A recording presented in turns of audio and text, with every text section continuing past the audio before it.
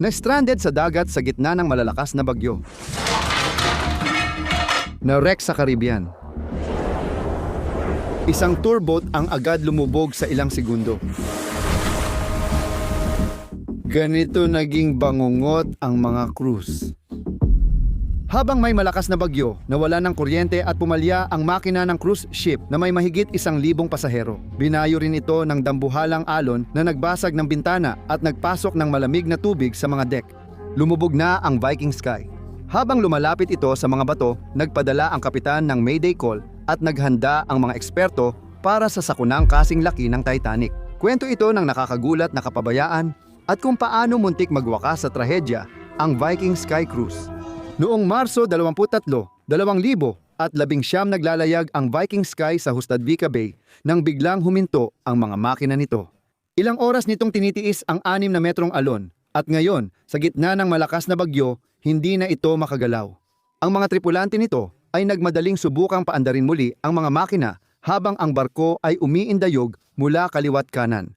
Ngunit habang hinahampas ito ng hangin na 70 milya bawat oras, hindi na maaaring lumala pa ang sitwasyon.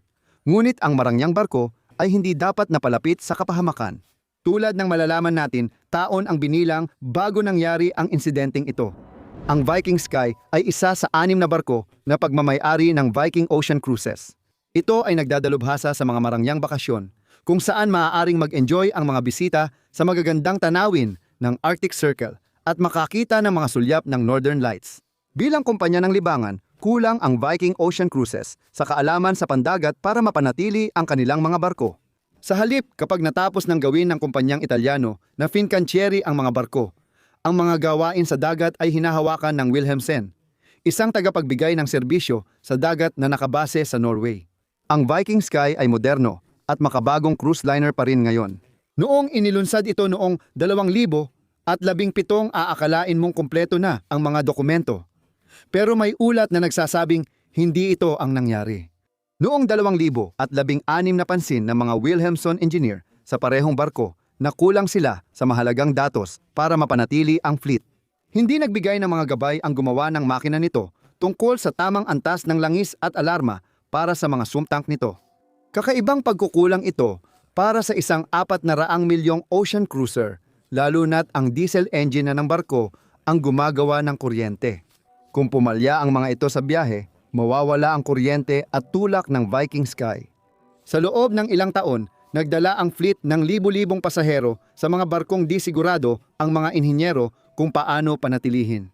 Kung hindi pa ito sapat, kaya ng barko magsakay ng 900 at 30 bisita at 400 at 65 crew. Kahit ganoon ang mga numero, maliit pa rin itong barko. Hindi alam ang panganib, sabik ang karamihan sa mga retiradong pasahero na simulan ang 12 araw nilang cruise sa baybayin ng Norway. Mula Bergen, dinala ang mga pasahero pahilaga sa ilang bayan hanggang Bodo. Pagkatapos, bababa sila patimog at daraan sa delikadong dagat ng Hustadvika. Kilala ang rehiyon sa mababaw na bahura, magagaspang na alon at pabago-bagong panahon, kaya laging alerto ang mga mandaragat para makapaglayag ng ligtas habang sinusunod ang mahigpit na schedule. Maayos ang unang linggo ng cruise at noong Marso 21, nag-enjoy ang mga bisita sa Tromsø. Dito nagsimulang lumitaw ang ilang problema. Malakas na panahon ang inaasahan at nagkansela na ang mga karibal na kumpanya, pero hindi lang ito ang naging issue. Sa isang karaniwang insidente para sa fleet, isa sa mga diesel-electric generator nito, ang diesel generator, 3, ay hindi gumagana dahil sa sira nitong turbocharger. Maaantala ang biyahe ng barko kung hihintayin pa ang mga pyesa sa Tromsø. Ang Viking Sky ay kulang din sa tauhan, lalo na sa mga pilotong kailangan. 2 ang eksperto sa paglalayag na kailangan para sa ligtas na pagdaan sa mas mahirap na bahagi ng ruta. Gayunpaman, ang isa sa mga piloto sa barko ay sertipikado lang hanggang Kristiansund at ang kapalit na piloto ay sasama pagkatapos ng pinakamapanganib na bahagi sa Hustadvika. Kumpiyansa ang kapitan at mga piloto na ligtas silang makakadaan at maaaring ayusin ng teknisyan ang generator pagdating sa Stavanger. Alam nila ang panganib pero nagpasya pa ring umalis ng gabi sa pantalan ng Tromsø. Nilabag nila ang regulasyon sa dagat. Dahil sira ang isang generator, kulang ang reserbang generator ng Viking Sky kung magkaroon pa ng aberya sa iba pang makina sa laot. At gaya ng malalaman ng mga bisita, Hindi lang ito ang mga problema ng Viking Sky. Mga 3 oras matapos umalis sa Tromso, isang alarma ang nag-abiso sa crew na mababa ang lubricating oil ng diesel generator. 2, pero huminto rin ito agad kaya walang ginawang aksyon ang mga teknisyan. Maganda ang panahon ngayon sa biyahe at maingat na mino-monitor ng crew ang lumalakas na hangin. Kinabukasan, nag-aalala ang kapitan kung aabot sila sa susunod na destinasyon. Inaasahang lalala ang kondisyon ngayong gabi na maaaring magdulot ng pagkakakulong ng barko sa pantalan.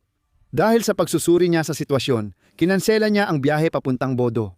Dismayado, sinabi niya sa mga pasahero na delikado ang lugar para maglayag. Imbes, dumiretso ang Viking Sky sa Stavanger. Pagkalipas ng ilang oras, inutusan ang tripulante na ihanda ang barko sa papalalang panahon at siguraduhin ang kaligtasan ng mga gamit sa loob. Ngunit habang patuloy na naglalayag ang barko sa kalmadong tubig malapit sa Pampang, unti-unting lumakas ang hangin at mga alon sa buong maghapon. Pagsapit ng hating gabi, lumakas ang hangin at naging bagyo na itala sa logbook ng barko ang alon na 6 na metro.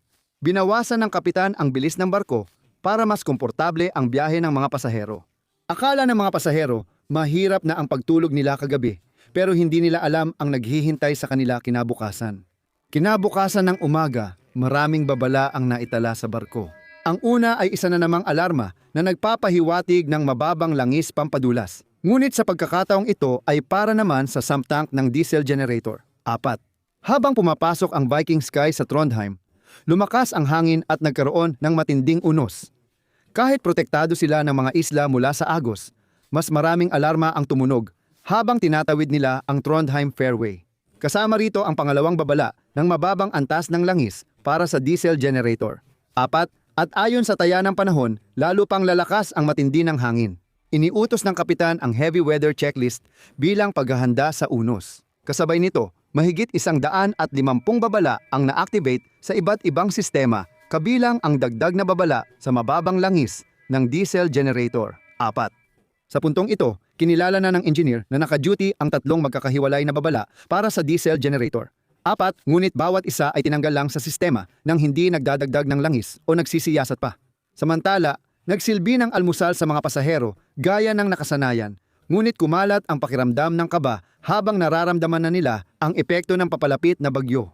May ilan na nahirapang manatiling nakatayo habang ang iba naman ay nanood kung paano nabasag ang mga baso at nagdulas-dulasan ang mga maliliit na bagay sa ibabaw ng mga mesa sa kainan. Sa huli, sinuri ng mga inhinyero ang mga tangke, tinesting ang mga alarm, at itinala ang antas ng langis bago matapos ang morning watch. Itinuring na normal ang mga antas, ngunit sa ilang oras lang ay magkakaroon ito ng malubhang epekto. Pagsapit ng tanghali, narating ng barko ang Hustadvika at isa sa mga piloto ang umalis sa tulay gaya ng inaasahan. Habang bumabalik sa dagat, niyugyog ang Viking Sky ng 7 metrong alon at inabisuhan ng kapitan ang mga pasahero tungkol sa paparating na bagyo.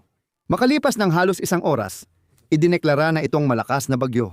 Walang kontrol na bumabangga ang mga bukas na pinto at bintana sa frame dahil sa hangin na umabot ng higit 70 milya bawat oras. Pagkatapos ng 1:00 ng hapon, iniulat ng crew na tapos na ang kanilang masamang panahon checklist. Kasama rito ang pagdagdag ng langis sa sump tanks. Ngunit kahit na minarkahan nilang tapos na ang mga check, hindi pa rin nadagdagan ang mga tangke. Dahil sa kanilang kapabayaan, ang mga makina ay mababa na sa langis ng mahigit 24 na oras. Habang gumugulong ang barko sa dagat, sumisipsip ng hangin ang mga tubo ng pampadulas. Bumaba lalo ang supply ng langis ng makina at biglang tumaas ang kanilang karga. Hindi alam ng lahat, may nakamamatay na depekto sa disenyo na nagbanta sa biyahe mula Tromso. Bukod sa kulang ang laman, ang mga sump tank ay halos 40% mas maliit kaysa sa required ng regulasyon. Ito na ang huling dagok para sa mga makina ng barko dahil naabot na nila ang hangganan. Sa control room sabay na tumunog ang mga alarma nang bumaba sa minimum ang langis ng diesel generator. 4, kaya't nag-activate ang automatikong mekanismo para maiwasan ang pagsabog. Nawala ng kuryente ang diesel generator, 1 at diesel generator. 4, kasunod ang babala ng mababang langis sa diesel generator, 1. Critical na ang sitwasyon, pero hindi pinansin ang babala at basta inalis ng duty engineer ang mga ito sa sistema. Sa taas ng barko, nagpapahinga ang kapitan at piloto na walang pakialam sa kaguluhan sa ibaba. Kaya laking gulat ng lahat nang biglang magsara ng sunod-sunod ang diesel generator 4 at diesel generator, 2. Pareho itong dahil sa mababang langis, sabay-sabay nag-alarm. Tinawagan agad ng naka-duty na inhinyero, ang punong inhinyero, na mabilis pumunta sa control room. Dahil sa mabagal na takbo, umurong ang stabilizer ng Viking Sky kaya dumoble ang pag-ugoy ng barko kumpara sa dati nitong 6 na antas ng pagkiling. Dahil sa mabagal na aksyon ng mga namumuno, napabayaan ang mga pasahero at tauhan sa krisis. Patuloy silang nagsisilbi ng tanghalian at gumagalaw sa publiko habang inaayos ng mga teknisyan ang diesel generator, 2. Matapos ang 10 minuto, pinaandar muli ng mga tauhan ang diesel generator, 2, at naayos na rin ang mga stabilizer ng barko. Ngunit pansamantalang ginhawa lang ito. Muling namatay agad ang diesel generator, 2, kasunod ang diesel generator, 1, na nagdulot ng kumpletong pagkawala ng kuryente. Dahil sa malalakas na alon at delikadong hangin, nawala ng kuryente at kontrol ang barko, kaya na-stranded sila sa gitna ng dagat. Nagkaroon ng takot at kaba sa mga pasahero na nagtatanong kung ano ang nangyari. Sa bahagyang dilim, nagtipon sila sa ilalim ng mga ilaw habang sinusuri ng kapitan ang sitwasyon. Inilarawan ng isang crew ang kanilang karanasan. Nabasag lahat, plato, baso at kasangkapan. Nahihirapan ang crew sa control room dahil sa pangit na disenyo ng alarm system. Sabay-sabay tumunog ang halos 1,000 babala, karamihan para sa minor na sistema. Kaya nalito ang mga inhinyero sa totoong problema. Tinawagan ng kapitan ang mga inhinyero, ngunit hindi nila alam kung kailan maibabalik ang kuryente.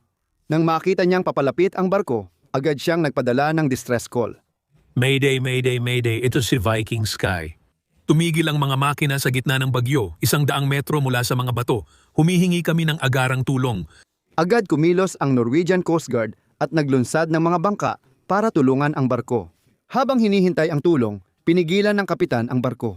Ibinaba ang parehong angkla at bumagsak ito sa ilalim ng dagat ng mabilis. Ngunit hindi nito napigilan ang malalaking alon, kaya patuloy na inanod ang Viking Sky at nasira ang mga angkla habang hinihila sa ilalim ng dagat. Habang natatakot ang mga bisita para sa buhay nila, pilit namang inaayos ng tripulante ang mga makina. Napagtanto nilang mababa ang presyon ng langis, kaya nilipat nila ito sa sump tank. Pero dahil sa kakulangan ng pagsasanay, hindi nila naensayo ang pagpapanumbalik ng kuryente nang walang backup generator, kaya hindi nila nagawa sa tamang pagkakasunod-sunod ang mga hakbang para i-reset ang mga makina. Sa puntong ito, isang piloto ang namuno, kinausap ang mga tagapagligtas at inihanda ng kapitan ang barko sa paglikas. Mga ginang-agino, ito ang emergency signal para sa lahat ng crew. Pumunta sa inyong emergency na position. At para sa inyong lahat, mangyaring pumunta na sa inyong mga muster station sa oras na ito, alinman sa muster station A o B. Sa kanilang kredito, nanatiling kalmado hanggat maaari ang mga pasahero. At pagkatapos ay may magandang balita na dumating mula sa mga inhinyero. Na-reset ng mga inhinyero ang diesel generator, 2, at naibalik ang limitadong kuryente sa barko, kaya may pag-asa ng mapaandar uli ang mga propeller motor. Hindi nagtagal, napadpad ang Viking Sky sa bato na 4 na metro lang ang layo. Babala ng eksperto, ilang minuto na lang at sumadsad na ito, na sana'y naging isa sa pinakamalalang trahedya sa dagat ngayon. Makalipas ang kalahating oras, umaasa na ang mga pasahero sa kanilang pagsagip ng biglang hampasin ng isang dambuhalang alon ang barko malapit sa ikalawang master point. Binuksan nito ang mga bintana at tinangay ang mabigat na pintuang bakal, kaya bumaha ng malamig na tubig sa barko.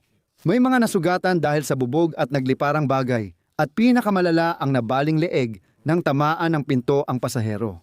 Kung hindi naresolba agad ang sitwasyon, may panganib na daan-daang tao ang mamatay sa lamig sa gitna ng mapanganib na dagat, ayon sa pasaherong nagbahagi ng karanasan.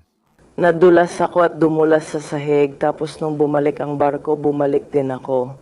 Napunta ako sa ilalim ng mesa at naiipit ang binti ko, halos leeg ko na rin ang tubig. Dahil sa agarang sitwasyon, hindi nakakabit ng Coast Guard ang towline para patatagin ang barkong nakatagilid ng halos 30 degree. Dahil walang opsyon, bumalik sila sa pampang at nagpadala ang Coast Guard ng 6 na helicopter para iligtas ang mga pasahero. Pagdating nila sa Viking Sky matapos mapasok ng tubig ang hull, agad nilang inuna ang mga nasugatan at pinakamahihinang bisita.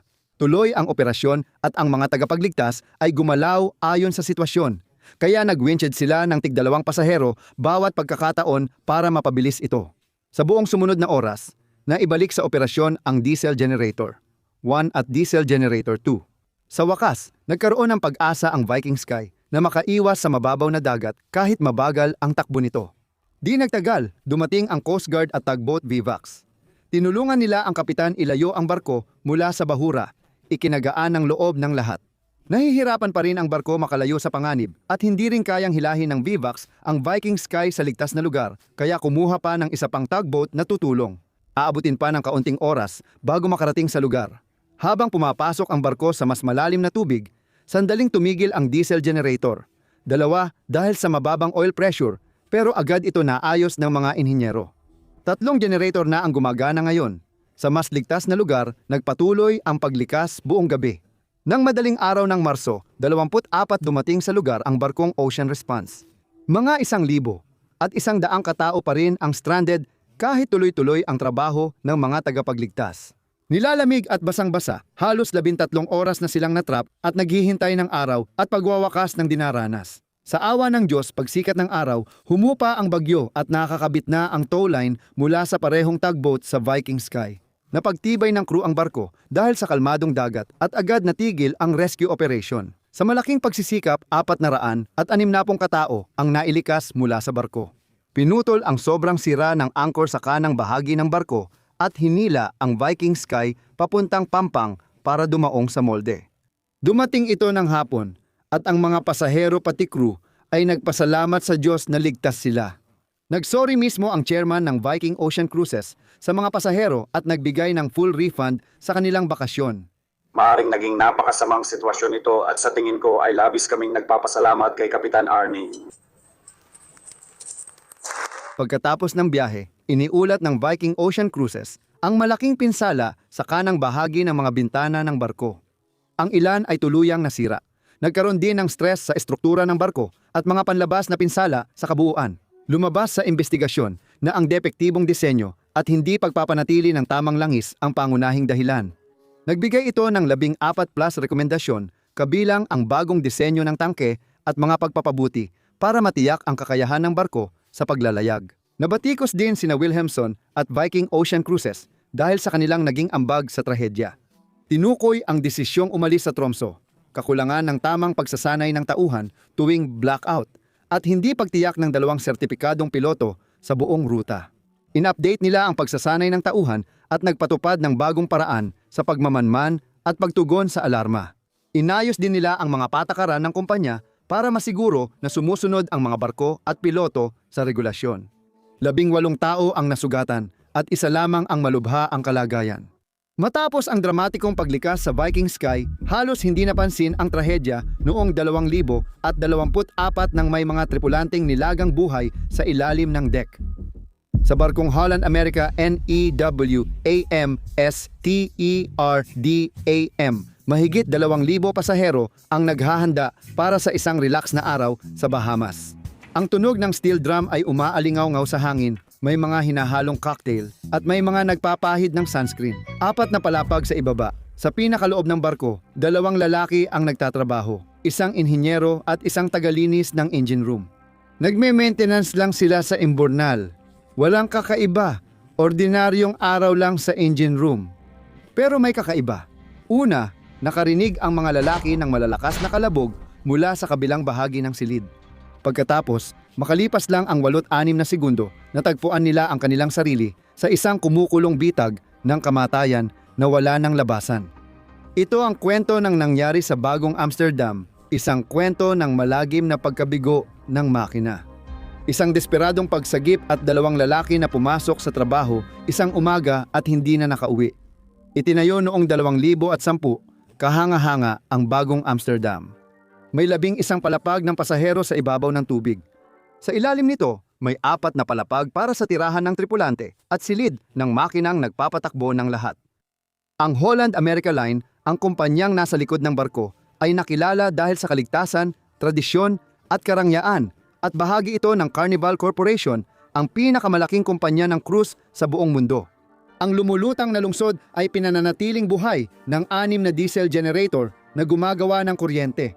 Ang kuryenteng iyon ang nagpapatakbo sa propulsion system ng barko at lahat ng iba pang sistema sa loob. Ang air conditioning, mga ilaw, mga elevator, mga kusina, libangan, lahat. Pero may isa pang sistema na tumatakbo sa loob ng barko, isang mas luma at mas delikadong teknolohiya, ang steam system. Mahigit 200 taon nang ginagamit ang steam sa mga barko. Epektibong paraan ito para mailipat ang init sa ibang lugar. Sa bagong Amsterdam, gumagana ang sistema sa mataas na presyon at 300 at 40 Fahrenheit o 170 Celsius. Ang singaw ay nililikha sa makina. Ang singaw na iyon ay dinadala sa pamamagitan ng tubo sa buong barko kung saan kinakailangan ang init.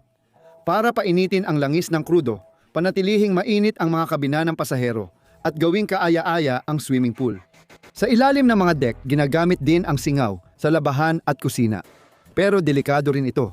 Kapag naging singaw ang tubig, lumalawak ito ng hanggang 1600 beses ng orihinal nitong dami. At kung biglang pakakawalan ang presyur na iyon, maaaring magdulot ito ng sakuna.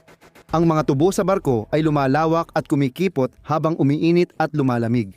Kung ang mahabang tubo ay nagdadala ng singaw sa 300 at 40 degree, hahaba ito. Hindi man mahaba pero kapansin-pansin na. Kung hindi makakapalawak ang tubo, masisira ito. Diyan pumapasok ang expansion joints, isang flexible na bahagi na gawa sa kulubot na stainless steel. Kapag uminit ang tubo at lumawak, kumikilos ang expansion joint na parang pinipiga. Kapag lumamig at lumiit ang tubo, humahaba ang joint.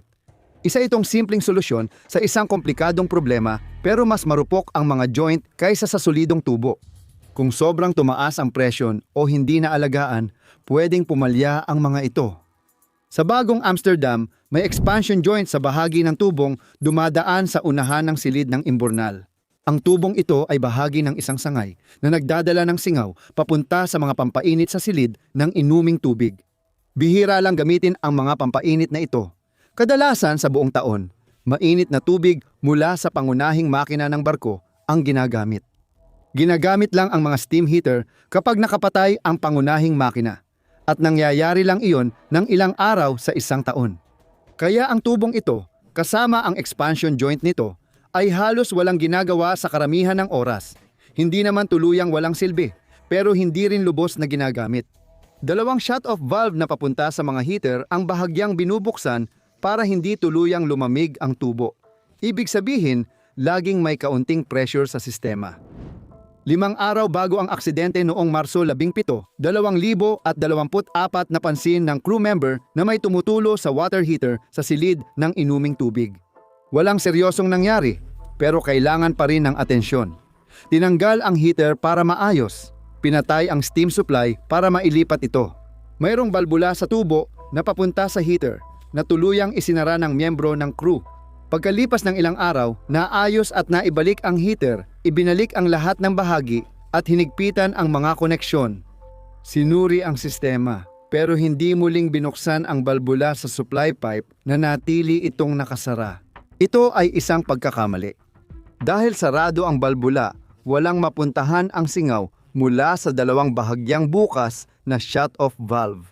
Hindi ito makadaloy papunta sa mga pampainit at nagsimulang tumaas ang presyon. Dumating ang bagong Amsterdam sa Half Moon Cay alas 8 ng umaga noong Marso 22, 2024. Ang Half Moon Cay ay pribadong isla ng Holland America sa Bahamas.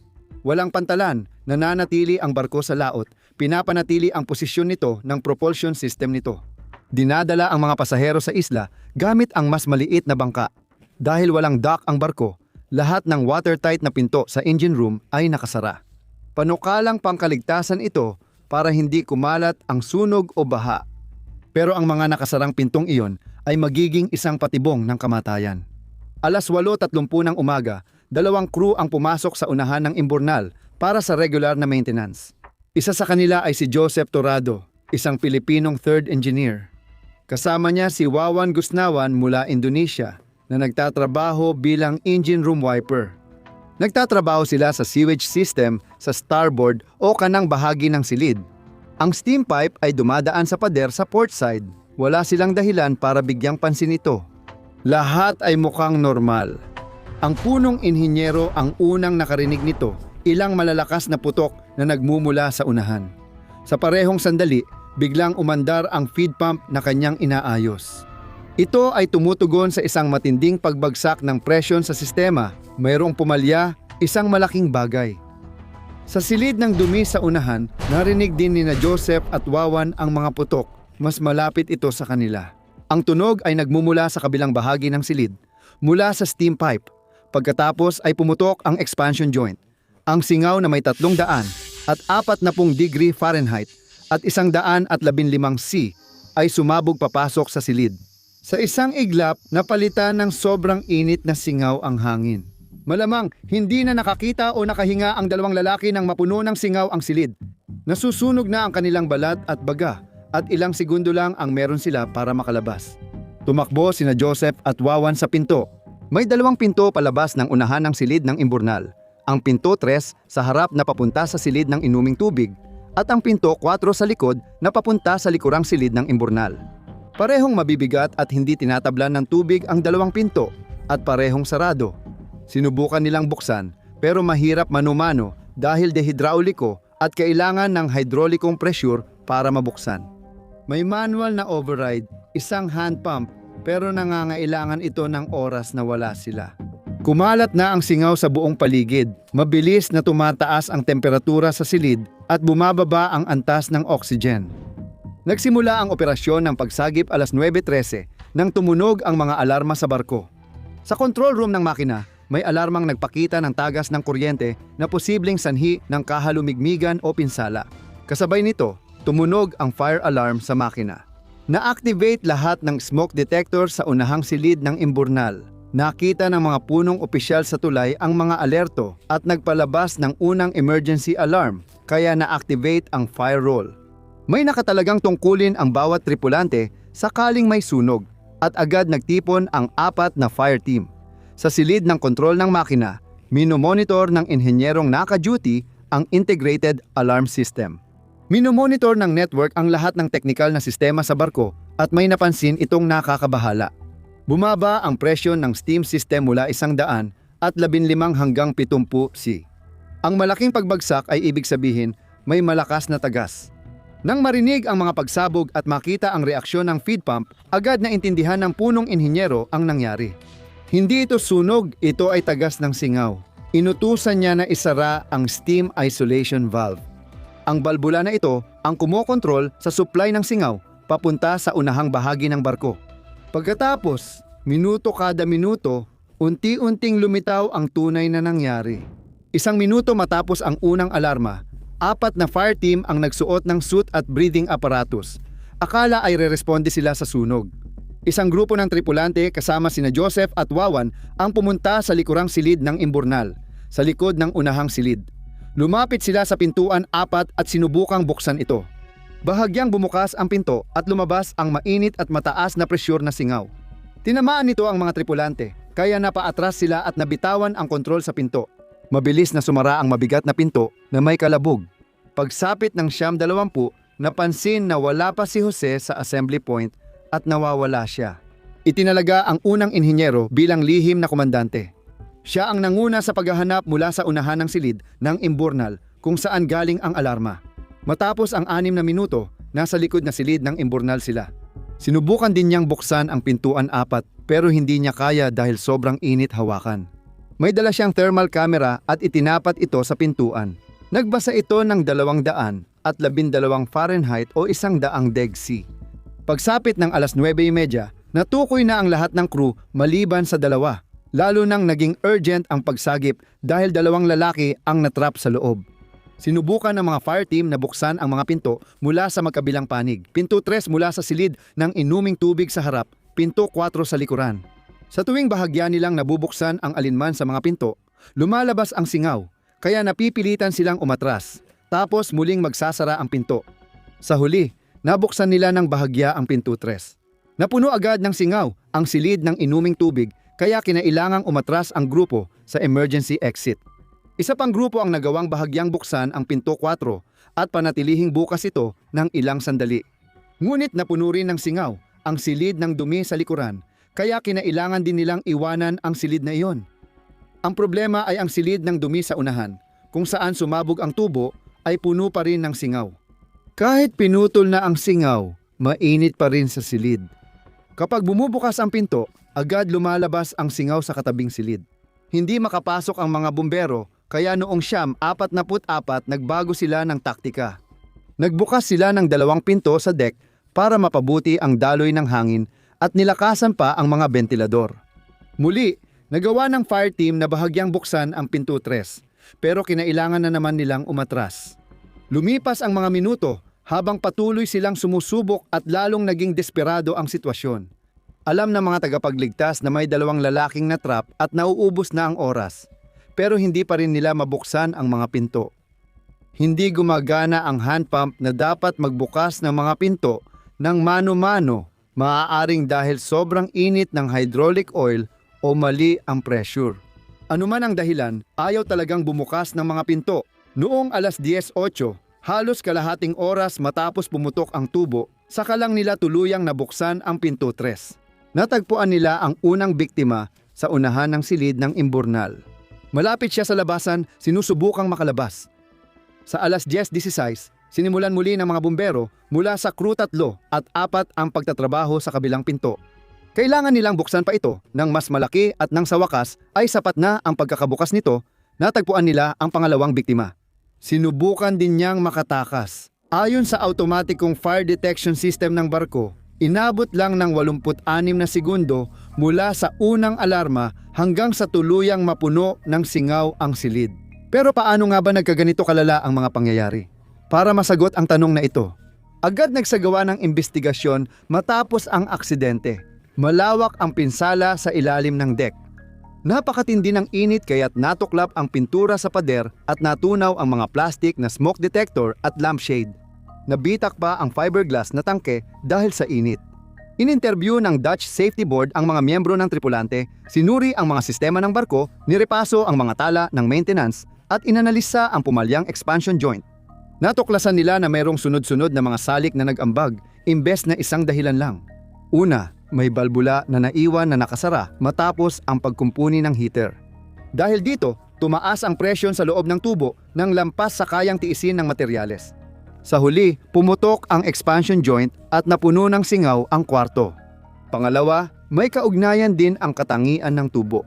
Bihira itong gamitin, kaya paulit-ulit itong umiinit at lumalamig. Dahil dito, nagkaroon ng stress o pagkapagod ang metal sa paglipas ng panahon. Pangatlo, kapag lumamig ang singaw, nagiging tubig ulit ito. Pwedeng maipon ang tubig sa tubo kapag biglang pumasok ang singaw. Ang resulta nito ay maaaring maging marahas. Nagdudulot ng shockwaves sa sistema na naririnig bilang malalakas na putok. Natuklasan ng investigasyon na ang mga pamamaraan ng barko para sa pagsisimula ng mga steam system ay idinisenyo upang maiwasan ito. Dapat dahan-dahang itaas ang presyon. Pero sa pagkakataong ito, naiwan na nakasara ang balbula ng isang araw at hindi nasunod ang normal na mga pamamaraan ng pagsisimula dahil walang nakakaalam na nakasara ang balbula. Pang-apat, may issue sa mga pintuang sarado pero hindi waterproof. Ang mga pintuang ito ay nakaligtas ng mga buhay sa ibang mga emerhensya sa pamamagitan ng pagpigil sa pagkalat ng apoy o baha. Ngunit sa pagkakataong ito, naging hadlang ito sa pagtakas dahil hindi ito mabuksan. Panglima, kulang sa kagamitang pang-emerhensyang panghinga. Walang dalang emergency breathing equipment ang 2 biktima. Hindi ito kailangan sa bahaging iyon ng barko, pero kung meron sana sila, posibleng nakarating sila sa emergency exit o nabuhay hanggang mabuksan ang mga pinto. Nagbigay ang ulat ng Dutch Safety Board ng mga rekomendasyon tulad ng mas magandang pagsasanay sa steam system para sa tripulante at mas maayos na pagsubaybay sa posisyon ng mga balbula matapos ang maintenance. Dapat may mga emergency breathing equipment sa mga lugar na posibleng may tagas ng singaw. Suriin muli ang disenyo ng mga pintuang hindi tinatablan ng tubig para matiyak na mabubuksan ito sa oras ng emerhensya. Agad pagkatapos ng aksidente, alam ng mga pasahero ng cruise na may mali. Inanunsyo ng kapitan na may nangyaring insidente at 2 miyembro ng crew ang pumanaw. Ayon sa isang pasahero, napaiyak ang kapitan habang nag-aanunsyo. Nag-alay siya ng katahimikan para sa 2 lalaki. Ang dating masaya at kapanapanabik na mood sa barko ay biglang naging napakalungkot. Kinansela ang mga kaganapan at itinigil ang selebrasyon. Parehong may iniwang pamilya ang 2 lalaki, si Wawan Gusnawan na may asawa at 2 anak at si Joseph Terrado na may mahal sa buhay na naghihintay sa bahay.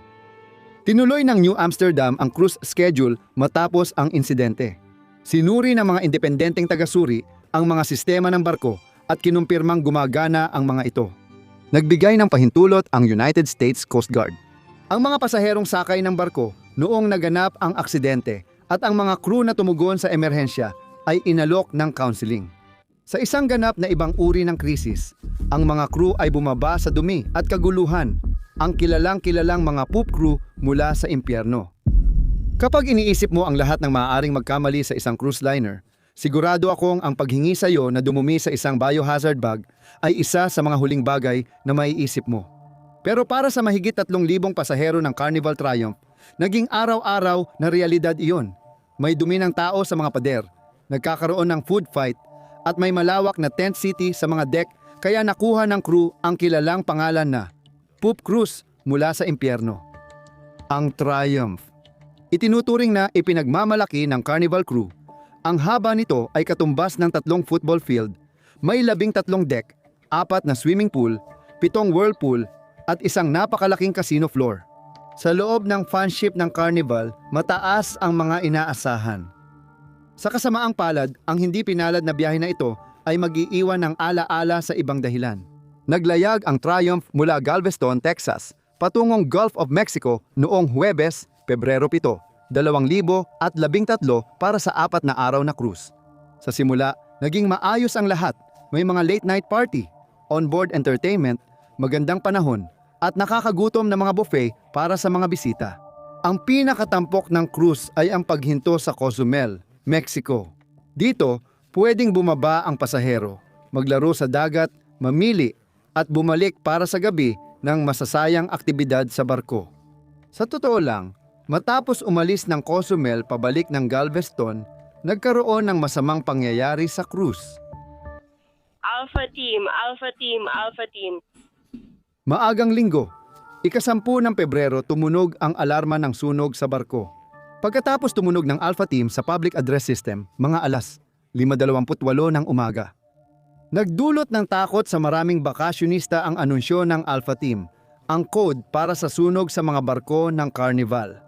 Binuksan ng mga bisita sa unang at ikalawang palapag ang kanilang mga pintuan at tumambad sa kanila ang mga pasilyong puno ng usok. Nagkagulo, nagmamadaling kumuha ng life jacket ang mga pasahero at hinanap ang kanilang mga kaibigan at mahal sa buhay sa itaas. Makapal na usok ang lumalabas sa tambutso.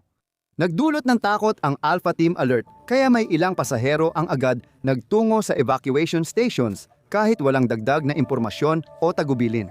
Habang hinihikayat ng mga anunsyo na manatiling kalmado, hindi alam ng mga bisita ang lawak ng sunog. Mga kababayan, hindi na kailangan pumunta sa muster station. Mangyaring bumalik na lang po kayo sa inyong stateroom o kabina. Gaya ng sabi ko, may sitwasyon sa engine control room at engine room pero kontrolado na ito. Pakiusap po, bumalik na kayo agad sa inyong mga kabina. Hindi na kailangan sa master room. Salamat po. Ilang sandali matapos ang paunang anunsyo, kumurap-kurap ang mga ilaw ng barko bago tuluyang nawala ng kuryente, maliban sa mga ilaw na pang-emergency. Ang sunog sa engine room ay naapula ng automatic fire suppression system at naiulat na patay na bandang 6:08 ng umaga. Sa kasamaang palad, naputol ng sunog ang karamihan sa kuryente ng barko at napinsala ang propulsion system. Kaya naiwan ang 3,143 pasahero at halos 1,100 crew na stranded. Pero may plano. 2 tugboat ang pumunta sa nasirang barko para hilahin ito papuntang daungan ng Progreso, Mexico.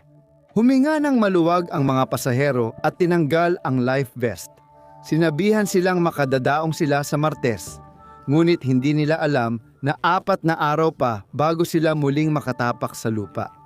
Pagsapit ng kalagitnaan ng umaga ng Linggo, napagtanto ng mga pasahero na hindi lang pala ang propulsion system ang nasira, pati ang air conditioning, tubig, elevator, at ang pinakamasama sa lahat, ang septic system ay pumalya rin.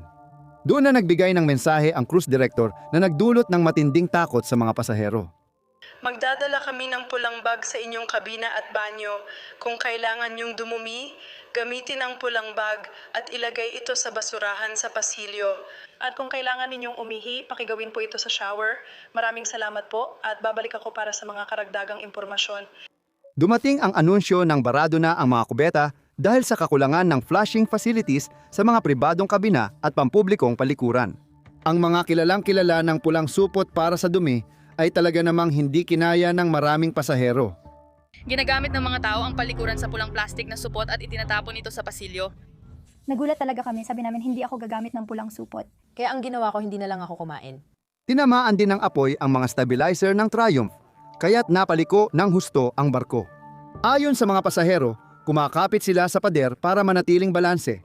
Pero ang pinakamasama, umapaw ang mga kubeta at kumalat sa pasilyo, tumatagos sa pader at sahig tuwing tumatagilid ang barko dahil sa hangin.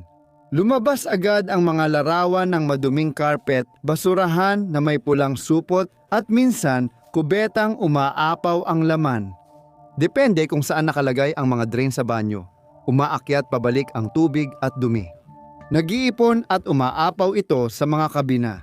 Dahil sa sobrang init ng panahon at sa mabahong amoy ng dumi ng tao na kumakalat sa mga deck ng kabina, maraming bisita ang nagdala ng kanilang kutsyon sa labas ng deck para makaiwas sa amoy at matinding init. Agad nagpadala ng helicopter ang mga news outlets sa nasirang barko. Mabilis na kumalat sa mga news channel ang mga larawan ng tent city habang ginamit ng mga pasahero ang kumot, tuwalya at lubid para gumawa ng pansamantalang tirahan sa tanning deck. Sa isang matapang na pagtatangka, napahupain ang lumalalang pagkadismaya ng mga pasahero, nagpasya ang Carnival na magbukas ng open bar na nag-aalok ng libreng beer at alak pagkatapos ng sunog. Mula hapon hanggang hating gabi ang serbisyo ng bar, ngunit naging isang napakasamang desisyon ito. Dahil sa walang tigil na pag-inom, ilang pasahero ang naging bastos at lasing, naghahagis ng mga bagay sa dagat at nagkakalat sa mga palikuran. Pagsapit ng Martes ng umaga, dumating ang 2 tugboat, ngunit ang barko ay napadpad na ng mahigit 70 milya pahilaga, kaya hindi na progreso ang pinakamalapit na daungan. Nagpasya silang hilahin ang barkong may bigat na 100 at 2,000 tonelada papuntang Mobile, Alabama, kaya nadagdagan ng 2 araw ang biyahe nila. Sa magandang banda, ang pagbabalik sa United States ay magpapadali ng muling pagpasok para sa 900 pasaherong naglalakbay ng walang pasaporte. Ngunit ang dagdag na delay ay nagbanta sa buhay ng pasahero. Si Rachel Alderet na agarang nangangailangan ng dialysis, ang naging una sa 2 tao lamang na inilikas ng Coast Guard. Tinawagan nila ang mga Coast Guard at inilipat ako sa ibang bangka, ibang barko at ipinadala ako sa Cozumel para magpa-dialysis noong Martes. Mahirap, nakakatakot, Diyos ko, alam mo yon, talagang nakakatakot yung paraan ng pagbaba nila sa akin. Nilagay nila ako sa isang lubid na hagdan. At sinabi ng Coast Guard na huwag akong mag-alala. Sasaluhin daw nila ako. At alam mo, hahawakan daw nila ako at ginawa nga nila, tapos inilipat nila ako sa mas malaking bangka. At alam mo, Kinabukasan, may isa pang pasahero na inalis sa barko dahil sa dati na niyang kondisyon sa kalusugan. Pareho silang inilipat sa ibang barko ng Carnival na lumihis ng ruta para tumulong sa rescue mission. Pinuri ng pasahero ang crew sa pagsisikap nilang matugunan ang pangangailangan ng mga biyahero. Pero ang sitwasyon sa palikuran ay naging mahirap sa totoo lang. Ngayon, ang problema sa bangka ay hindi gumagana ang mga palikuran. Kaya napilitan silang bigyan kami ng mga bayo. Tinatawag namin itong mga pulang bag at iyon lang halos ang ginamit namin sa unang 2 araw matapos ang sunog. Mabilis lumala ang sitwasyon sa bangka noon at naiulat na paubos na ang pagkain. Dahil sa paubos na supply ng pagkain, napilitan ang mga pasahero na pumila ng ilang oras para sa malamig na onyon at pipino na sandwich. Isinilarawan ng isang pasahero ang mga pangyayari na parang sa Hunger Games habang nagkakagulo at nag-aaway ang mga tao dahil sa paubos na mga pagkain. At magrereklamo sila sa'yo o kaya naman ay pagmumurahan ka ng ibang tao dahil may sobra kang nakuha. Pero sinusubukan mo lang kumuha para sa buong kabina ninyo kaya hindi lahat ay nakapila. 3 barko ng Carnival, Elation, Conquest at Legend ang gumawa ng kahanga-hangang maniobra para maghatid ng supply sa pagod na pasahero. Nahinto ang paglilipat dahil sa 35 buhol na hangin at 6 na talampakang alon. Ang mga barkong hila na kulang sa lakas para hilahin ang Triumph ay umabot lang ng mga 5 milya bawat oras. Siyempre, hindi rin nakatulong na ilang beses naputol ang lubid ng hila habang ginagawa ito. Iniulat ng mga pangunahing news network ang mahirap na biyahe ng Triumph papuntang Mobile na may 24 oras na coverage tungkol sa tinawag nilang lumulutang na Petri dish. Noong Miyerkules, Pebrero 13, binaklas ang Tent City para bigyang daan ang chopper na magdadala ng supply at kagamitan. Pagsapit ng Huwebes, gumaan ang pakiramdam ng mga tao sa barko matapos dumating ang pagkain at generator na nangakong magdadala ng mainit na pagkain. Naibalik na ang ilang pasilidad ng kalinisan at may access na sa saksakan ng kuryente ang mga pasahero para mag-charge ng cellphone sa ilang bahagi ng barko. Para sa maraming pasahero, naging isang laban ang manatiling konektado sa mga mahal sa buhay. Ginugol namin ang nakaraang 2 araw ng mga 4 hanggang 5 oras bawat araw sa pag-charge ng aming telepono para kahit papaano ay magkaroon kami ng pagkakataon na makausap sila. Ang tanging pagkakataon lang na nakakakuha kami ng signal ay kapag may ibang cruise ship na lumalapit sa amin. Kaya lahat kami ay nagmamadaling mag-charge at gumawa pa talaga kami ng mga charging station mula sa mga computer ng barko para lang makapag-charge. Sigurado akong mapapabagsak namin ang barko sa ginagawa namin. Sa mobile, nagtipon ang mga nag-aalalang pamilya at kaibigan sa pantalan, sabik na makita ang triumph at ang kanilang mga mahal sa buhay. Sabi niya, masama ang nangyari. Sabi niya, Mama, kapag bumaba na ang lahat ng tao sa bus na ito, malamang lahat ay kakailanganin ng kaunting tulong sa pag-iisip. Ang Triumph ang pinakamalaking cruise ship na dumaong sa mobile. Umabot ng mahigit 6 na oras ng maingat at nakakapagod na pagmamaniobra sa gabi ang huling pagpasok nito sa daungan. 4 na tugboat ang naghatid dito sa 30 milyang ship channel sa mababaw na bay. Nagsimulang bumaba ang mga pasahero bandang 10:00 ng gabi noong Huwebes. Si Carnival Chief Executive Officer Jerry Cahill ay kabilang sa mga naghihintay sa daungan. Nagpasalamat siya sa crew ng barko sa pagsisikap para sa kaginhawaan ng pasahero at humingi ng paumanhin sa nangyaring sitwasyon. Gusto kong ulitin ang paghingi ko ng paumanhin kanina. Alam kong napakahirap ng kalagayan sa loob ng barko. Alam kong mahirap ito at humihingi ako ng paumanhin na naranasan niyo ng ating mga bisita. Ipinagmamalaki naming bigyan ng magandang bakasyon ang aming mga bisita, ngunit nabigo kami ngayon. Pero may mas marami pang problema na naghihintay sa mga pasahero. Sa maliit na printa ng tiket ng Carnival, nagdagdag ang cruise line ng isang proteksyon na probisyon. Kung ang pagganap ng nakatakdang paglalakbay ay nahadlangan o napigilan dahil sa pagkasira ng barko, maaaring kansilahin ng Carnival ang nakatakdang paglalakbay nang walang pananagutan na ibalik ang bayad sa pamasahe o anumang naunang binayaran. Sa kabila nito, bawat pasahero ay binigyan ng $500, 500 libreng pauwi, full refund sa biyahe, karamihan ng nagastos sa barko, at full credit para sa isa pang cruise. Hindi nito napigilan ang mga pasahero na magsampa ng maraming kaso agad pagdating nila sa lupa. Gayunpaman, halos imposible silang makakuha ng kompensasyon maliban kung may personal silang pinsala. Sa huli, nagbigay ang Carnival ng $118,000 at 500 na danyos sa 27 pasahero para sa gastos sa doktor at ospital kaugnay ng hindi pinalad na cruise. Pero nagpatuloy pa rin ang mga problema ng barko. Habang ito ay nakadaong para sa pagkukumpuni sa mobile, naputol ang pagkakatali ng barko, lumutang ito sa mobile river at bumangga sa isang nakatali ring dredge. Ang tumugong towboat ay naipit sa pagitan ng cruise ship at ng dredge. Isang tao ang namatay at isa ang nasugatan. Tungkol naman sa sanhi ng sunog, iginiit ng Carnival na isang tagas ng gasolina sa engine room ang nagpasimula ng apoy. Ngunit marami ang naniniwala na kapabayaan talaga ang totoong dahilan ng sunog. Sa loob ng 2 taon, naiulat ng grupo ang 9 na insidente ng tagas ng gasolina na konektado sa flexible fuel lines. Noong Enero 23, binigyan ng Carnival ng 2 buwan ang mga barko para lagyan ng spray shields ang lahat ng diesel engine na may flexible lines. Gayunpaman, nabigo ang Triumph na lagyan ng proteksyon ang isang hose na naging dahilan ng insidente ng Hope Cruise noong Pebrero. Natuklasan na ang fuel hose na naging sanhi ng sunog ay matatagpuan sa ilalim ng deck plates na inakala nilang sapat na proteksyon o shield. Napatunayan na hindi ito sapat dahil nagkasunog sa engine room dahil sa hindi na protektahang fuel line. Bukod sa pagkukumpuni ng pinsala dulot ng sunog, nagdagdag ang Carnival ng mga bagong teknikal na tampok upang maiwasan ang pag-ulit ng insidente. Gumastos sila ng $115 milyon sa paglilinis, pagkukumpuni at pag-upgrade ng barko bago ito muling nagserbisyo makalipas ng 4 na buwan.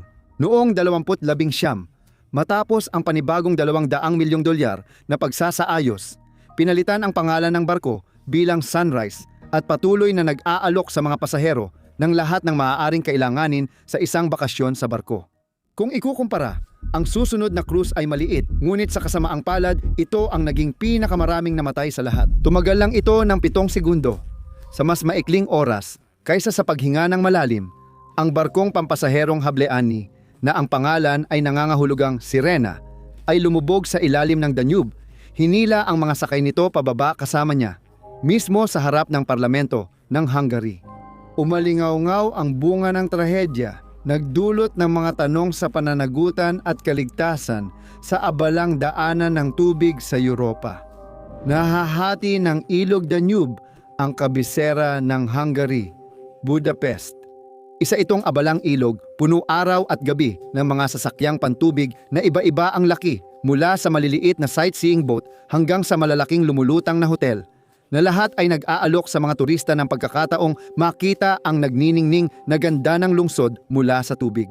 Noong ika-29 ng Mayo, 2019, nagdala ng tuloy-tuloy at malakas na ulan ang isang bagyo sa lugar buong maghapon.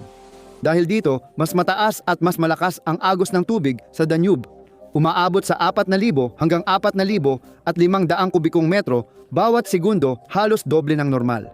Pagsapit ng gabi, habang humuhupa ang ulan, mas naging abala at masiksik ang ilang bahagi ng ilog. Naguunahan ang mga sasakyang pandagat sa pwesto habang dumadaan malapit sa isa't isa sa ilog. Kabilang sa mga barkong iyon ang Hableani o Sirena at ang Viking Sigyn. Hindi sila pwedeng maging mas magkaiba pa. Ang Hableani o Sirena ay isang maliit na barkong pampasahero na itinayo noong 1949 sa Unyong Sobyet sa Kherson Shipbuilding and Ship Repair Plant sa kasalukuyang Ukraine. Isa siyang 50 toneladang Moskvich type na motorized na barkong pampasahero na may sukat na 27 metro ang haba at 5 metro ang lapad.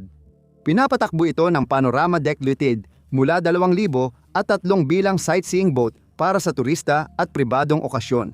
Sa timon ng Hableani noong gabing iyon ay si Kapitan Laszlo Lombos, isang komandante ng barko na may halos 40 taon ng karanasan.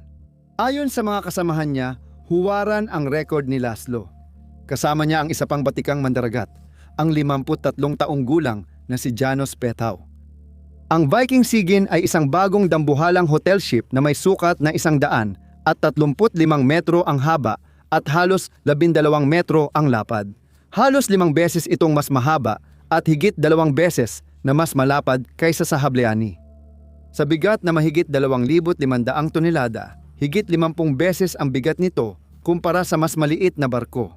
Ang Viking Sigyn na pinamumunuan ng kapitan na si Yuri Chaplinsky mula sa Ukraine ay naglalakbay mula Budapest papuntang Passau, Germany.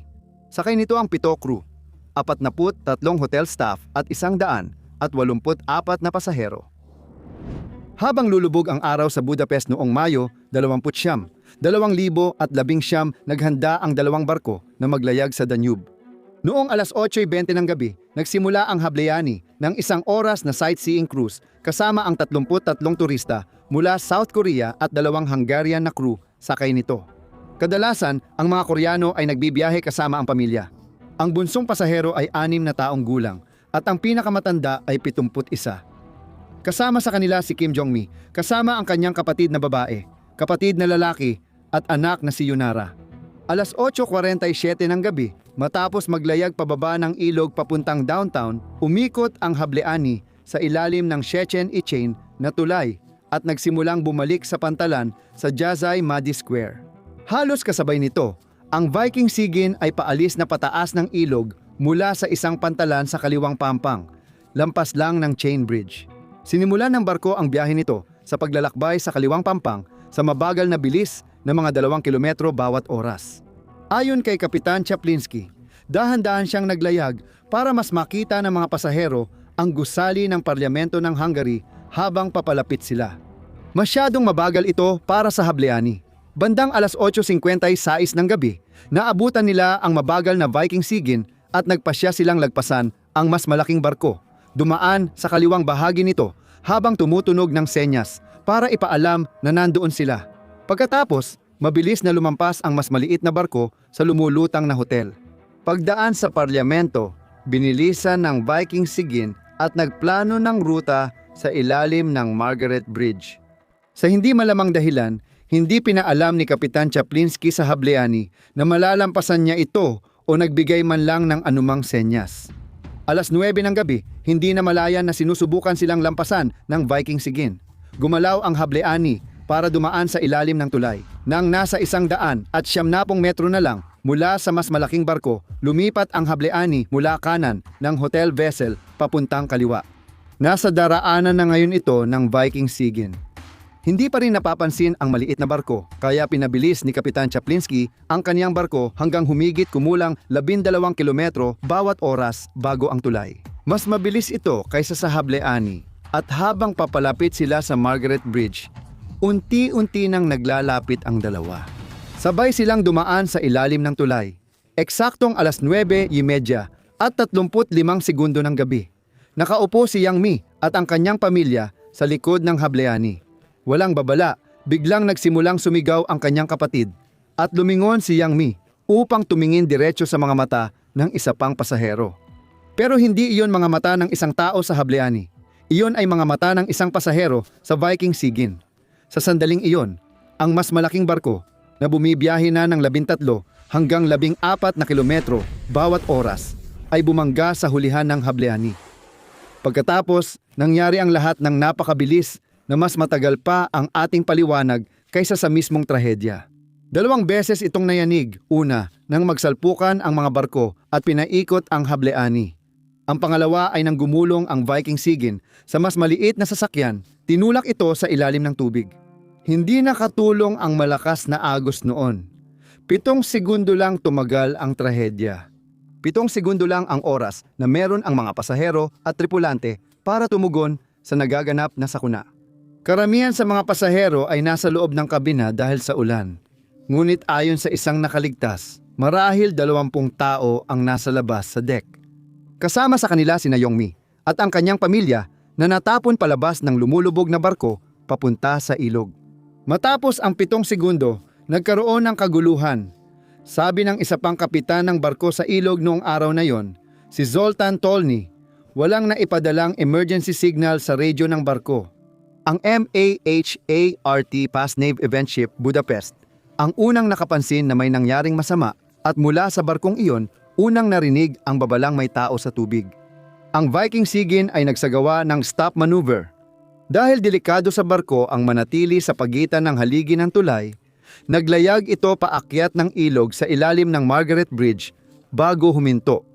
Habang umaalis sila, naghagis ng life ring ang tripulante at sinimulang sagipin ng lifeboat ang mga taong nahulog sa ilog. Napansin ni Yang Mi ang life ring at sinabi, "Takot ako sa tubig kasi hindi ako marunong lumangoy." Kaya dali-dali niyang hinawakan ang kahit anong mahawakan niya hanggang sa makuha niya ang isang life ring at naghintay ng pagsagip. Bandang alas 9 ng gabi at 4 na minuto matapos ang banggaan, iniulat ng kapitan ng Viking Sigyn ang insidente sa Navinfo radio station. Alas 9:15 ng gabi lang nalaman ng Police Activity Management Center ang aksidente matapos silang kontakin ng isang sibilyan. Pagkatanggap ng ulat mula sa sibilyan, nagpadala ang National Ambulance Service ng 14 na ambulansya sa lugar ng insidente.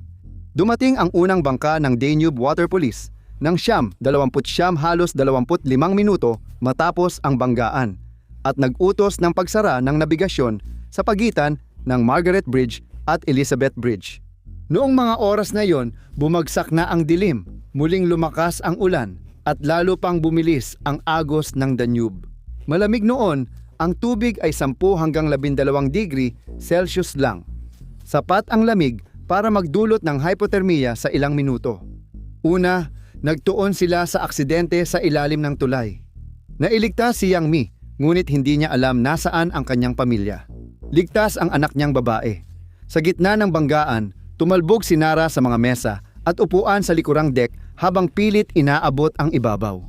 Kung hindi dahil sa isang nakaligtas na sumigaw sa kanya na magsimulang lumangoy, baka hindi siya nakaligtas. Bago maghating gabi, pinalawak ang paghahanap sa buong bahagi ng ilog sa ibaba ng Budapest. 7 tao ang nailigtas malapit sa pinangyarihan at dinala sa ospital na may bahagyang mga sugat at sintomas ng hypothermia. Sa press conference pagkatapos ng hating gabi, kinumpirma nila ang 7 patay at 16 na nawawala. Kabilang sa kanila ang kapatid na lalaki at babae ni Yang Mi. Mabilis na nagkaroon ng internasyonal na aspeto ang trahedya. Inutusan ni Moon Jae, Pangulo ng South Korea, ang pagbuo ng government level na grupo para tumulong sa mga biktima ng sakuna. Naglakbay si Kang Kyung-hwa, kalihim ng ugnayang panlabas, papuntang Budapest. Para malaman talaga kung ano ang nangyari, kailangan nilang iahon ang Hableani, pero hindi iyon madali. Gagana lang ang lumulutang na crane kapag bumaba na ang mataas na tubig, kaya kinailangan nilang hintayin humupa ang ulan at ilog. Kinuwenta ng mga inhinyero mula Universidad ng Teknolohiya at Ekonomiya ng Budapest na 4 na wire rope strap ang kailangan para maiahon ang Hableani. Isa sa unahan, 2 sa gitna sa ilalim ng engine room kung saan pinakamalaking posibilidad mabiyak ang barko, at isa sa ilalim ng hulihan. Noong Hunyo 11, 2019 alas 6 ng umaga, nagsimula ang pag-ahon sa Hableani. Pagsapit ng alas 8:30, 4 na bangkay na ang natagpuan. Una ay kay Kapitan Laszlo Lombos, na iniahon mula sa tulay ng kapitan. Maya-maya, natagpuan din nila ang isang batang babae na naglalakbay kasama ang kanyang ina sa barko. Mas marami pa ang natagpuan sa loob ng barko. Nakipaglaban ang mga diver sa mga sirang at nakataob na kasangkapan para mailagay ang mga pump na kukuha ng tubig. Iniwan silang may 80 sentimetrong putik na puno ng bangkay ng natitirang nawawalang pasahero. Matapos ang pagsagip, hinila ang Hableani sakay ng barge papuntang Chebel para ipagpatuloy ang investigasyon ng pulisya. 24 na oras lang matapos ang trahedya, inihayag ng pulisya na pinaghihinalaan nila ang mga kilos ni Kapitan Chaplinsky. Dinala siya bilang isang suspek at pagkatapos ay ikinulong. Itinanggi ng kapitan ng Ukraine na nilabag niya ang anumang patakaran o gumawa ng krimen. Ayon kay Balas Metot, isa sa mga legal na kinatawan, 44 na taon ng kapitan ng barko ang lalaki at hindi pa nagkaroon ng aksidente. Ngunit lumabas na nagawa na ito dati ni Kapitan Chaplinsky. Noong Abril ng taong iyon, siya ang namumuno sa isa pang hotel ship, ang Viking Eden, nang bumangga ito sa isang oil tanker sa Netherlands. Lumabas din na nag-delete siya ng mga mensahe mula sa kanyang telepono kaagad pagkatapos ng insidente, isang napakakahina-hinalang kilos. Noong Setyembre 8, 2020, nagsimula ang paglilitis sa Hableani.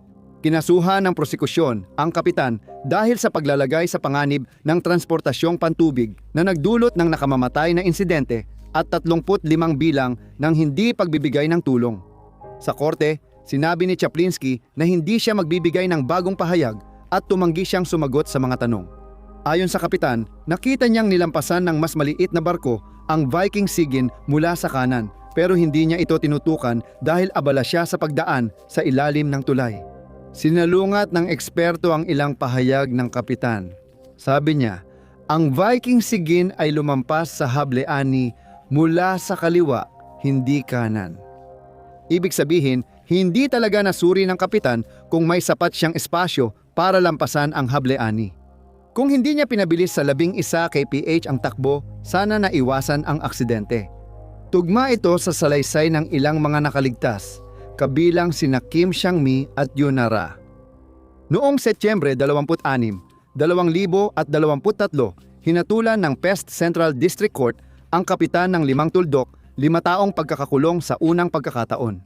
Ngunit ito ay binawi ng Budapest Metropolitan Court noong Enero 15, 2024 dahil may kinikilingan daw ang hukuman.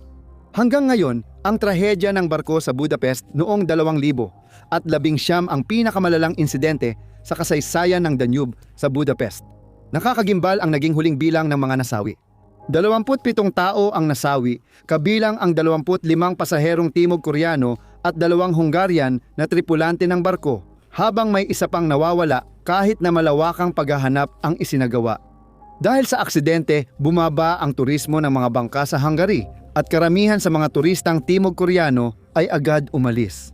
Marami ring nagkansela ng mga pamamasyal at tour sa tubig na nagdulot ng malaking pagkalugi. Nagbunga ang trahedya ng panawagang higpitan ang kaligtasan sa Danube.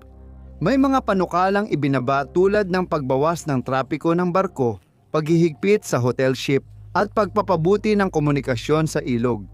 Ang trahedya ng barko sa Budapest noong 2019 ay nagsisilbing matinding paalala kung gaano kabilis dumating ang sakuna. Kahit sa pinakamagagandang tanawin. Sa loob lamang ng 7 segundo, nawala ang buhay ng 27 tao, nagkawatak-watak ang mga pamilya at ang tubig ng Danube ay naging isang libingan. Sa Caribbean cruise, nagsimula ang trahedya nang lamunin ng apoy ang monarch ng mga dagat. Dapat sana ay marangyang bakasyon ito. Mahigit 2,500 katao ang nasa minsan lang sa buhay na paglalakbay sa maganda at malawak na dagat ng Caribbean. Hindi nila malilimutan ang paglalakbay na ito, pero sana kayanin nilang limutin. Sa tulay, sina Kapitan Torre Mira at ang kanyang mga tauhan ay malapit nang gumawa ng magkakasunod na desisyon na hahantong sa isa sa pinakadramatikong aksidente ng cruise ship sa kasaysayan ng dagat. Isang bagitong opisyal, maling lugar ng navigation buoy at saglit na abala ang magpapabago ng payapang gabi sa desperadong laban para sa kaligtasan. Habang papalapit ang hating gabi noong Disyembre 15, 1978, ang Monarch of the Seas ay naglalayag sa Caribe mula sa maliit na isla ng St. Thomas patungong Martinique, isang paglalakbay na humigit kumulang 370 milya. May pasaherong nagkasakit ng husto, kaya hindi siya kayang alagaan ng medical team sa barko. Kaya kahit isang katlo pa lang ng biyahe ang nalalampasan, nagpasya silang lumihis papuntang Great Bay, St. Martin. Dumating sila doon mga 12:30 ng gabi. Si Kapitan Mira, isang Norwegan na may maraming taong karanasan sa dagat, ang namumuno sa barko. 40 minuto matapos ang hating gabi, nagtala siya sa log na ang barko ay palutang-lutang papuntang silangan 0.4 nautical miles sa timog ng Fort Amsterdam. Mabagal lang ang pag-anod kaya wala siyang dapat ipag-alala. Habang palutang ang barko, sinamahan ng doktor at nurse ang may sakit na pasahero sa dalampasigan gamit ang launch boat na Santa Maria, na dumating 10 minuto matapos ang tala ng kapitan. Halos 1 oras naka-idle sa pwesto ang dambuhalang barko, hinihintay ang pagbabalik ng medical staff. Pagdating ng 25 minuto makalipas ang 1:00 ng madaling araw, bumalik na sa barko ang doktor at nurse. Naitala sa logbook tender kasama ang doktor at nurse sa tabi ng barko, pagkatapos ay umalis ito. Si Kapitan Myra ang personal na nagmaniobra ng barko, iniikot ito pakanan o pakaliwa mula sa silangang direksyon. Pinanatili niyang tuwid ang barko, balak dumaan sa silangan ng Proselyte Reef. Isa itong kilalang lugar para sa diving at isang panganib sa nabigasyon. Naroroon sa tulay sina Kapitan Myra, Staff Kapitan Hans Andreasen at ikalawang opisyal Mons Fielinger na siyang opisyal ng nagbabantay. Isang bihasang helmsman na hindi naka-duty na si Per Rold at ang naka-duty na helmsman na si Frank Arthur Kruger na nagsilbing tagamasid. Inamin kalaunan ni Hans Andreasen sa mga investigador na nagulat siya sa desisyon na maglayag sa silangang bahagi ng Bahura. Pero pakiramdam niya ay hindi niya kayang imungkahi na dumaan sa mas ligtas na kanlurang ruta dahil ang mga suhestyon niya noon ay tinanggihan ni Kapitan Mira. Mataas ang tensyon sa tulay at ayaw ng kapitan na kinukwestiyon ang kanyang mga desisyon. Kaya't lalong naging kakaiba ang sumunod na nangyari. 3 minuto pa lang matapos magsimula, iniabot ni Kapitan Myra kay Fielinger ang pagbabantay sa nabigasyon. Bago umalis sa tulay, nagtanong siya, "Kumusta tayo sa distansya sa boya?" Maingat na sumagot si Fielinger, "3 kable ang pinakalapit at ligtas tayo." Si Fielinger ang may pinakamaliit na karanasan sa tulay, lalo na sa kanyang posisyon. 27 linggo pa lang siyang nagtatrabaho bilang pangalawang opisyal, kahit na mas marami siyang karanasan bilang marinero. Nagsimula bilang radio operator noong 1988. Pero hindi pa siya kailanman naging responsable sa nabigasyon habang naglalayag sa Caribbean Sea sa gabi. Magiging problema iyon. Ang hindi alam nila ni Kapitan ay hindi pa na-update ang chart na ginagamit nila sa pinakabagong impormasyon. Ang boya na nagmamarka sa Proselyte Reef ay inilipat ng humigit kumulang 400 talampakan pakanluran mula sa posisyon na nakalagay sa luma nilang chart. Ang pagpili ng ruta ni na Kapitan at unang opisyal ay nakabatay sa kung ano lang ang kanilang nakikita. Gumamit si Fielinger ng automatikong radar plotting aid ng barko o automatic radar plotting aid, pero ang sistema ay magagawa lang ang inuutos dito. Kung mali ang iyong mga chart, mali na rin ang automatic radar plotting aid mo. Ang Proselyte Reef Lighted Buoy ay nasa 60 hanggang 70 degree sa kanan ng unahan ng barko. Pero kumpiyansa si Kapitan Mihra na alam ng kanyang second officer ang ginagawa nito, kaya iniwan niya ang tulay ng barko. Naitala sa logbook ng barko ang pagpapalit ng namumuno. Naglalayag ang barko sa 5-6 knot habang binabantayan ni Staff Kapitan Andresen ang makina at unti-unting dinadagdagan ang bilis. Nang suriin ni Fjellinger ang posisyon ng barko, nagkamali siya ng ilang mahahalagang bagay. Hindi niya nailagay ang set drift calculation sa ARPA para isaalang-alang ang hangin mula sa silangan at agos, mula sa kanluran na nagtutulak sa barko papalapit sa bahura. Hindi niya ginamit ang ground lock sa automatic radar plotting aid, kaya hindi niya naset ang radar na gamitin ang lupa bilang basihan imbis na dagat o galaw ng tubig. Kung ginawa niya iyon, mas tama sana ang ipinakitang posisyon. At ang pinakaimportante, umasa lang siya sa posisyon ng boya na hindi naman talaga nandoon sa iniisip niyang lugar. Pinlano ni Fjellinger na baguhin ang direksyon ng biyahe papuntang Martinique kapag ang barko ay nasa tamang anggulo na sa boya. Tahimik lang sa tulay habang nagpapatuloy ang barko sa paglalakbay. Binabantayan ni Fjellinger ang barko sa ARPA, naghihintay ng tamang oras para utusan ang pagbabago ng direksyon. Bago marating ang mahalagang sandali, nakatanggap ng tawag si Fjellinger tungkol sa pasaherong nagrereklamo sa ingay sa kanyang kabina. Nangako si Fjellinger na magpapadala siya ng tao para tingnan iyon. Kasabay nito, tumunog ang smoke detector alarm sa tulay ng barko. Tumugon si Frank Arthur Kruger, ang tagapagbantay. Sa alarm, nakita niyang ayos lahat kaya pinatay niya ito. Ang dalawang maliit na abalang ito, isang tawag sa telepono at maling alarma, ay nagpalihis ng atensyon ni Fjellinger sa pinakakritikal na sandali. Pagkababa niya ng telepono, napansin niya agad ang may ilaw na boya malapit sa kanang bahagi ng barko, una sa bintana, tapos sa radar. Panahon na para lumiko sa paligid ng bahura. Inutusan niya si Timonel Perrold na baguhin ang direksyon. Walang visual na bearings na kinuha, wala ring ibang gamit na instrumentong pangnabigasyon.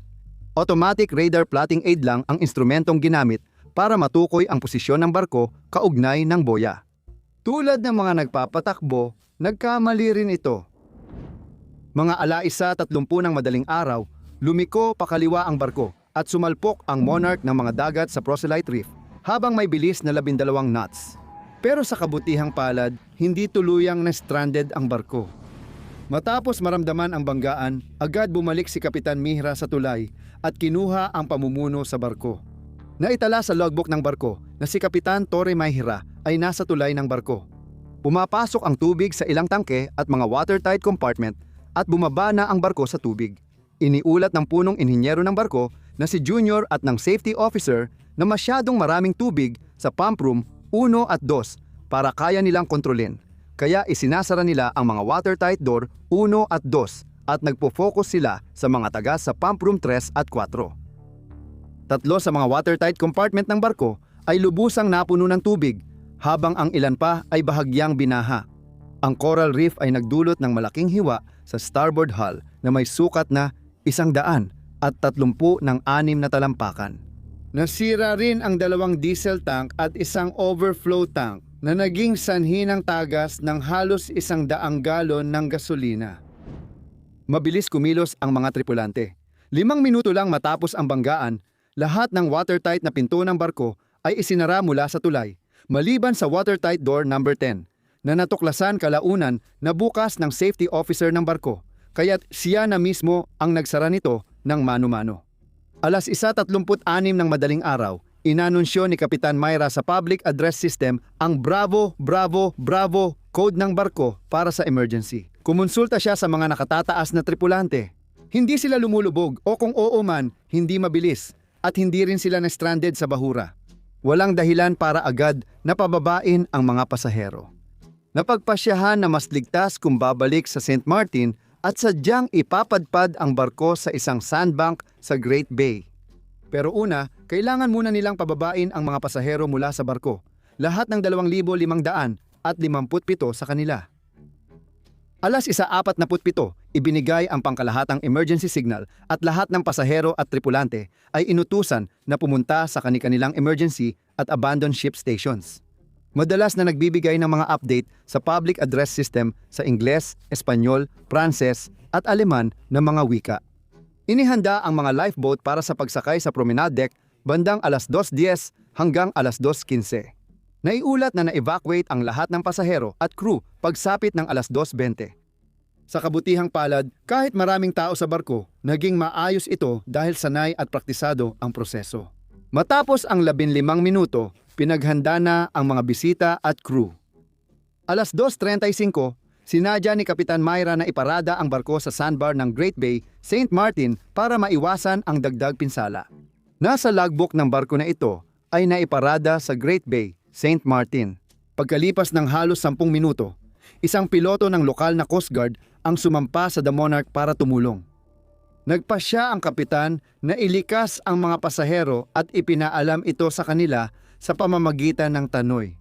Sa mga oras na ito, may mga ulat na ng mga nasugatan. May isang nurse na humiling ng stretcher team para tumulong at may mga ulat din ng iba pang maliliit na sugat at ilang kaso ng mga pasaherong nag-hyperventilate at nagpapanik na kinailangang bigyan ng mild na pampakalma. Pero wala namang seryosong nangyari. Masuwerte pa rin sila. Alas 2:45, dumating ang unang tender para ilikas ang mga bisita sa portside, sa bunker at crew gates. Patuloy pa ring pumapasok ang tubig. Alas 3:26, iniulat ni Staff Captain Andresen na may 30 talampakan ng tubig sa pinakamababang palapag at napupuno na ang elevator shaft. Hindi nila alam kung tatalikod ang The Monarch sa alinmang panig o kung aabot ang baha sa palapag ng lifeboat. Mahirap punuin at ilunsad ang mga bangka bago pa lumala ang sitwasyon. Nagmamadali sila laban sa oras. Malaki ang naitulong ng lokal na bangka.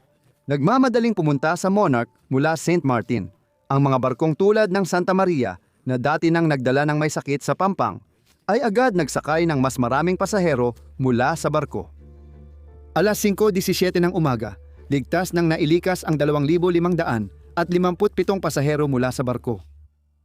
Makalipas ng kaunti, sumunod ang tripulante at natapos ang paglilikas sa mahigit 2.5 oras. Malawak ang pinsala ng Monarch of the Seas. Inilagay ang barko sa dry dock para kumpunihin ng 3 buwan sa Atlantic Marine sa Mobile, Alabama. 114 na kompartimento ng barko ang kailangang linisin. Karamihan sa mga makina ay kailangang palitan, 400 at 60 tonelada ng shell plating ang kailangang ikabit at 18 milya ng electrical wiring ang kailangang palitan.